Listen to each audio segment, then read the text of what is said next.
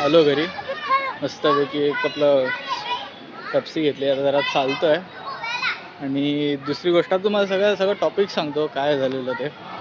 काय झालेलं की परवाच्या दिवशी सरांनी मेसेज टाकला की नाईटवाले काय काम करत नाहीत, आणि नंतर मग सरांनी मेसेज टाकला की आम्हाला सकाळी फोन करा.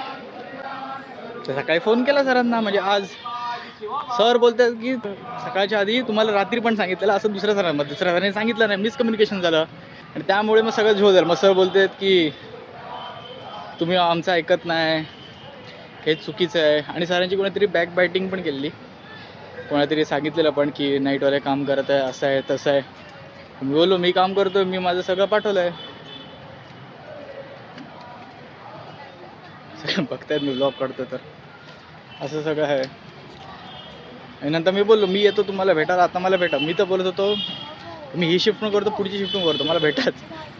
मग नंतर मला दुसरे सर बोलले की जा, ते पण आता मीटिंगमध्ये आहेत.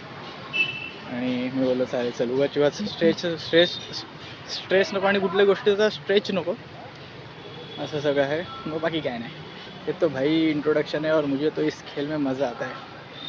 बाकी सरांना मेसेज टाकलं आहे, समजवलं आहे, होप ते समजले असतील. आणि बाकी असंच सगळं आहे.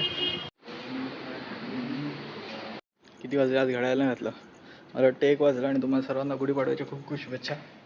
मस्तपैकी एन्जॉय करा. आपला सण आहे, आपला मराठी सण आहे, पण आम्हाला सुट्टी नाही. चला काय नाही, स्माईल माझं सगळं इमोशन सांगते. 3:45 वाजत आलेत. एकदम शांत फक्त समोर आपला जो हायवे जातो JNPT पामबेजवाला उलवेजीकडचा, तो दिसतो. अरे भेन, ते एक वर्च्युअस आहे, माझी फेवरेट कार. त्याची गाण लागली एकदम खतरनाक, एकदम ॲक्सिडेंट झालं बापरे. बघा, ओ नो काहीच. तुम्ही पण गाडी सांभाळून चालवा, मी पण सांभाळून चालवतो. जरा वॉकला आलो, आज सकाळी एक वॉक केला पाहिजे मस्तपैकी, मॉर्निंग वॉक. चला शांत आहे.